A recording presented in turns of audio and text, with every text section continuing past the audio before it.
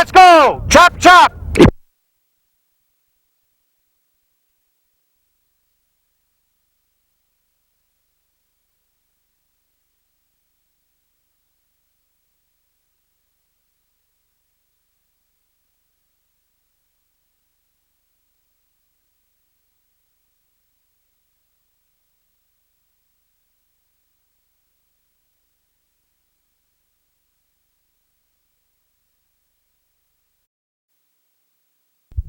It's a glove graveyard to start most big league tryout camps. The first thing scouts want to see, Set, go! speed. Come on, foot! Slick fielding infielders are always in demand. They hit more than one Baltimore chop at kids who say they're handy with a glove. Gotta separate the contenders from the pretenders. Scouts have always tucked away the names of youngsters who can yank the ball out of the yard, but thanks to expansion, the hot commodity these days for the big leagues? Pitching. 79. Power pitching. And not only are the Cubs having trouble finding it, but every other club in the National American League are having trouble. I just got a memo a week ago after the draft. We're still looking for it. That's why we're having these free agent camps. Of the 55 or so kids brave enough to try out for the Chicago Cubs today, maybe 3 will get another phone call in the weeks or months ahead. For most of them, just having been on this field means a lot. Are you a bit more nervous for this camp because you are a Cubs fan? Yeah, probably. A little bit. You just got to come out here and do your best, you know. Just show them what you got, and if you got it, you got it. If you don't, you don't. You never know where power or pitching or running or fielding or throwing or the all-around Conseco is going to come from. Obviously, that's what's in it for the scouts across America. Well, everybody's dream is to find that big Hall of Famer. Right here, there's Green.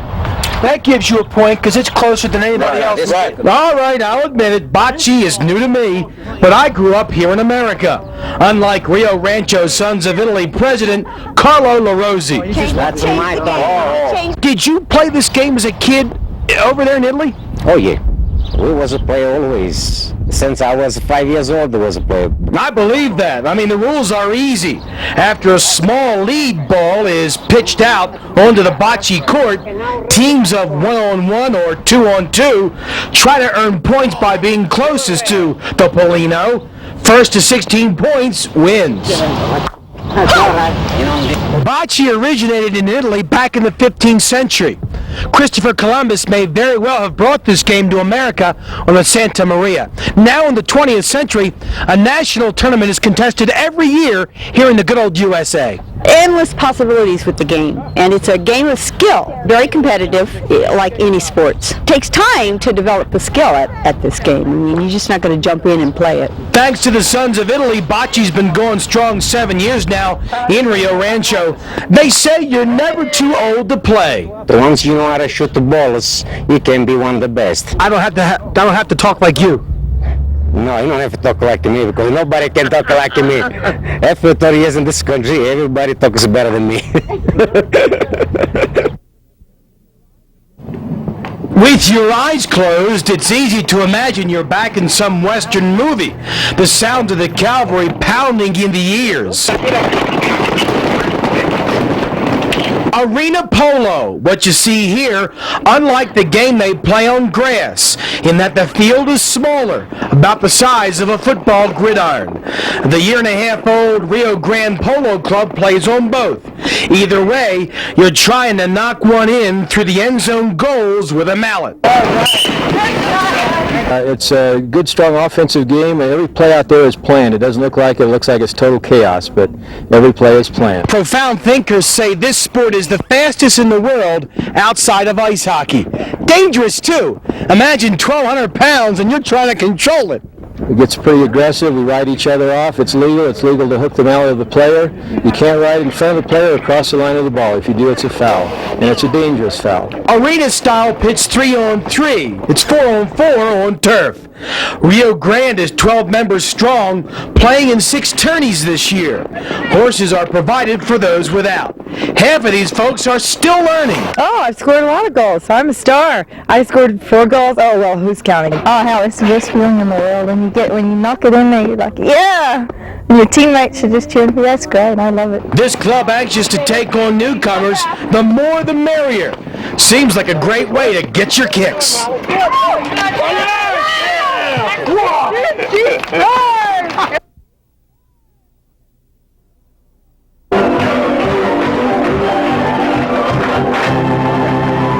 If Leroy Otero were a baseball player, we'd be calling him a seasoned veteran. This is his 14th season as Lee the Duke got hired when Pat McKernan took over the franchise. I came in and with a pocket full of tricks and proceeded to bedazzle Mr. McKernan, and he hired me on the spot. He said, "You're my Duke." His roots in magic go way back. I started actually by reading books and making my own tricks at home. Mom loved that. And basically just practicing in front of a mirror till I got good enough to work on my relatives. They were always my first audience. Now his fans are the hundreds of kids at the ballpark. He's kind of like the Pied Piper of New Mexico. I want you to blow on it. What color did I say it was going to be? Blue. See? You blew it. I put a smile on their face, and that in turn puts a smile on my face. I try to develop new tricks, but a lot of the kids like to see the old tricks. Lee the Duke is a lot like the ball players here at the park. It's his job to help entertain the fans, but he's different in one big area. He has no plans for moving on. In other words, forget the big leagues. He's from the South Valley, graduated from Rio Grande. There's no place like home. Will there always be a Lee the Duke? Lord willing. You've heard about the annual Lefties Only golf tourney making its rounds in the Duke City. Well, no need to look very far for a good local human interest story. The man earning a paycheck to resurrect Lobo football has been getting in some last-minute personal play time. I see guys that throw their golf clubs and get aggravated at things, and I play this for therapy. Unlike some of the guys playing in this golf tourney, Coach Fran not carrying that gigantic chip on his shoulder about playing golf from the left side. It's kind of interesting how he found his groove in this game. I started playing right-handed because I couldn't find left-handed clubs. Of course, I wasn't very good, so I found some left-handed clubs. I still wasn't very good, but I felt better, and so that was 21 years ago, I guess. The only thing I do is play golf left-handed. Put up with the lefty jokes when you get to the first tee, and if I play bad, I keep hearing them the rest of the round. If I play good, I get rid of some of them as I go along. Nobody was making fun of Coach Fran's scorecard the last couple of days. 82 yesterday, 84 today. Sad to report, though, his days of fun in the sun just about done. Friday's kind of the end of the golf season for me. I'll probably play a few more times in July, but vacation's pretty much over. The staff and I start back and work earnestly on the 5th. Don't put that one on camera.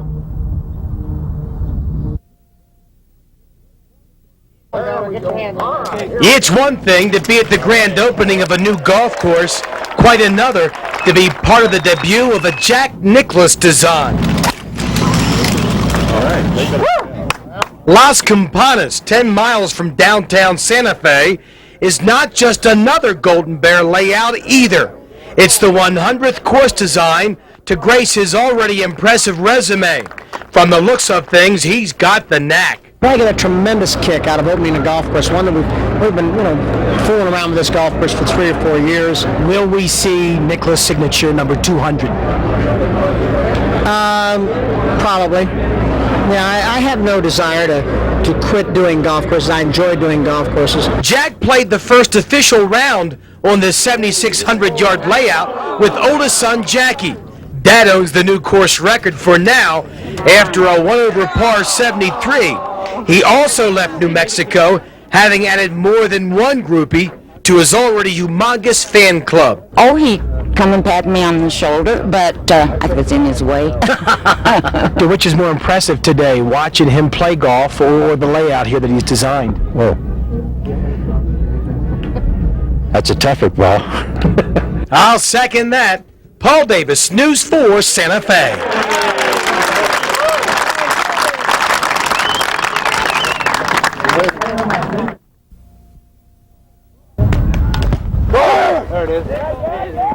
On the surface, just another day of practice at West Mesa.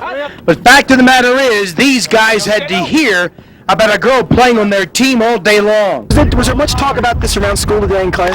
Yeah, there was a lot. And my people were like, oh, you guys have a girl playing and stuff like that. You guys must be having trouble and stuff like that. So we're playing with what we got since now you guys want to come out and play. Head coach John Chambers only had 77 kids out. No way was he going to turn away anybody wanting to play, not even a girl.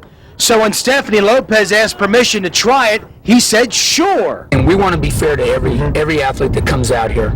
And she knows what's expected of her. They know what's expected of her. Slide your head to the side. You got to hit him with the shoulder pad, not the helmet. The helmet's not a weapon. Okay. Stephanie is 18, has never played organized football before, but she says this is not a spur-of-the-moment thing.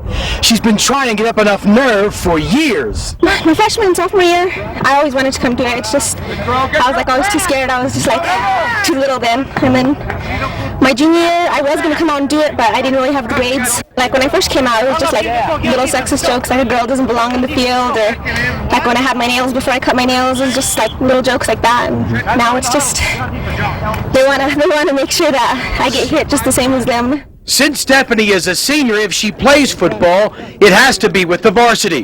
Those who should know about APS history say it's never happened here before. She's got at least one kid I know in her corner. She seems like she's got a lot of heart. And, hey, if she wants to play, she can play. She's considered a part of my team. Stephanie's first taste of real contact could come tomorrow night, the Mustang scrimmage Sandia. For now, she'll just settle for somebody letting her up in the water line.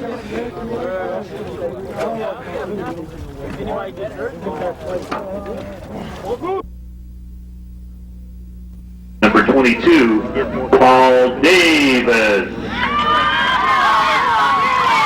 My hero, the Farmington Orioles lanky first baseman, a major cog in this club going unbeaten in the Sandy Koufax League for 13 and 14-year-olds. That got him in the 18 state tourney. I'm Paul Davis. Nice to meet you. Good to meet you. Good to see you. I got the chance to meet the kid with my name before game time. It seems most know him as K.O.B., a tag put on by the manager. Can I assume that since you've earned this K.O.B. nickname, and I'm Paul Davis and you're Paul Davis, that in your house now you do watch Channel 4 from Albuquerque? Yeah. You better say yeah. You will. Nicknames abound on this team. There's Bacon and P-Max, a guy they call Bulldog, Leaves, and the old standby Slugger.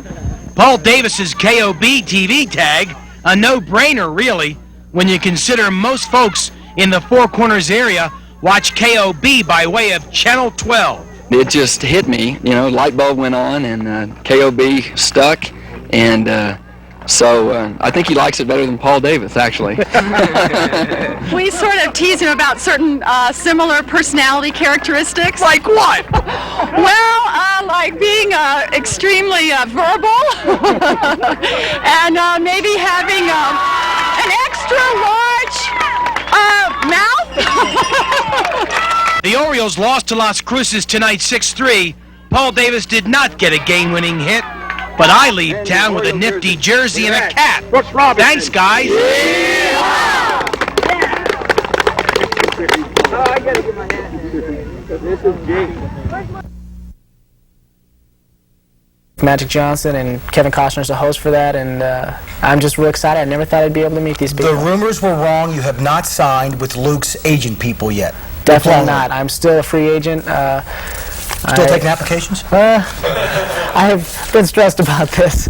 Arizona State, you're supposed to go be an assistant coach there. Will you put that on hold? I love New Mexico. I don't know if I can part with it. We'll have to see. Atlanta in '96 quickly. 4 years away. I hope so. All right, that's about as far as you'll go with that commitment. Trent, thank you so much, and I'm never going to wash his hand again. Tom and Greg, the gold medalist, is now exiting Channel 4. It sure is good to see the good people win. Not that he washed that hand in the first place. No. I don't know. Well, I still wanted to talk about the Philadelphia Eagles, but I guess we don't get to. Huh? That's football.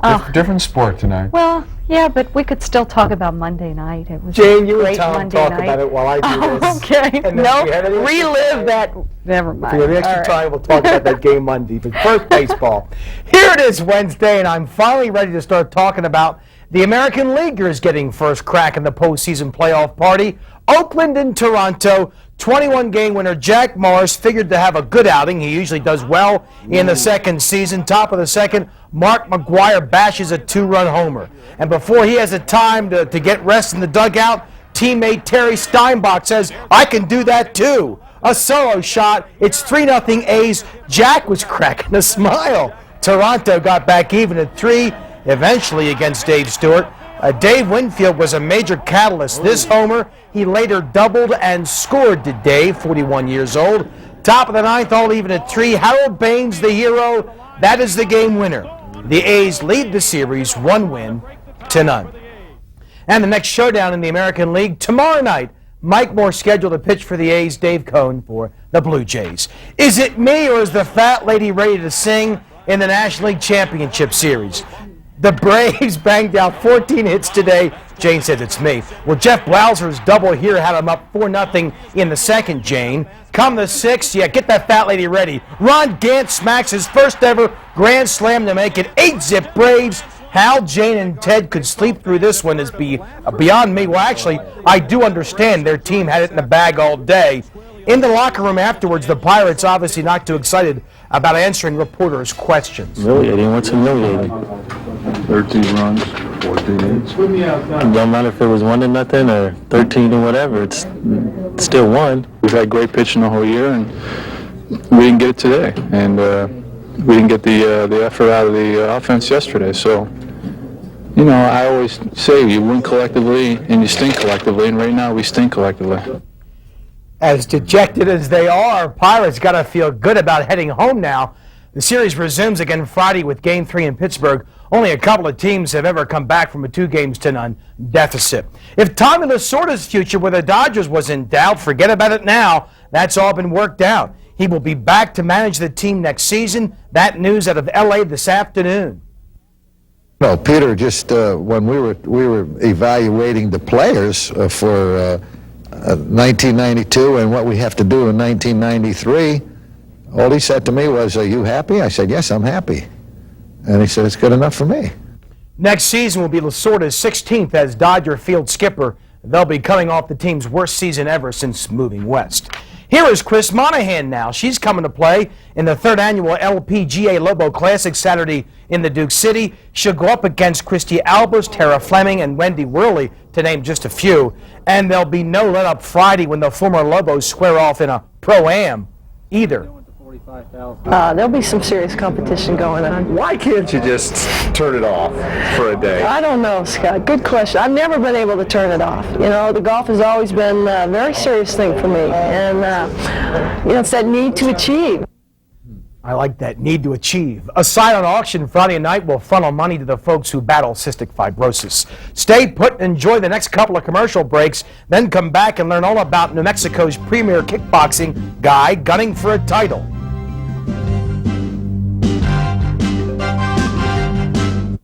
Let's talk about the main attraction. 5 fights make up Saturday night's Brawl for It All, kickboxing bonanza at the Luan Building. When Albuquerque's Mike Winklejohn is not teaching his craft to younger up-and-coming wannabes, he's training himself. In the main event this weekend, fighting for the ISKA middleweight title. I'm 29 years old. I can't do it too much longer. I just want to do it now. So I want to bring in somebody that's really good and see if I can beat him. Boy, I'm telling you, you got to have true grit to enjoy this sport. A lot of stamina, too, to be successful. It's action-packed. I usually, once the bell rings, I go until the bell ends. And that helps because I'm trying to run the guy out of gas. Well, my wife hates my guts some days because I'm always trying to do something new. She's always worried about me getting hurt. I'm thinking in the future I want to climb Mount Everest, do something different. I'm going to keep going for different goals. Sounds like Joel's. Winklejohn takes on Belfast, Ireland's Billy Murray for the crown. That Saturday. Tickets start at $10. They'll be available at the door. Oh, I pity that poor Irish fellow. Me too. Thanks, Yeah, Paul. Tom's over here kicking and boxing. Oh, Gene, He I'm a looks pacifist. Then when they come to the right side of the field, that I move over there. She's as much a part of Lobo practice as the tackling dummies and goalpost. Charlotte Jones, mother of running back Tahi Jones, on full disability, so she's got all the time in the world for raising a son and daughter. I come out here all the time because I enjoy it. It gets me out of the house. Tahi's out of Albuquerque High, been playing football since he was 8. You think Mom has shown this much interest all along? Yes, dear. I was at there every practice, every game, everything. I was even team mother one year. I gotta be honest, all those years ago when I played this game, if my mom had showed up for a practice, I'd have been embarrassed. I'm not embarrassed about anything. I mean, she had me, you know. I always got to respect that about her. Everybody calls her mom, and you know, that's just my mom. I love her. I would be like you, Paul. I would probably be a little nervous if my mom and dad would have shown up at practice every day, but she's close to all our players and very close to Tahi, and I think it's very well accepted here. In fact, if she's not there, some of the players kind of start wondering where she is going to be. We started adding up all the practices Charlotte's watched over 11 years, then gave up after hearing she's also stretched the tradition through basketball, baseball, and track seasons. This is one devoted parent. I already told my son that if he leaves, we're packing up and going with him. I'm not going to be alone. I need to mention that even though she loves to see her kids play, if their grades aren't up to snuff, they don't suit up. Tom and Jane, back to you. Okay, good for her. She's a real example. I like her. That's neat.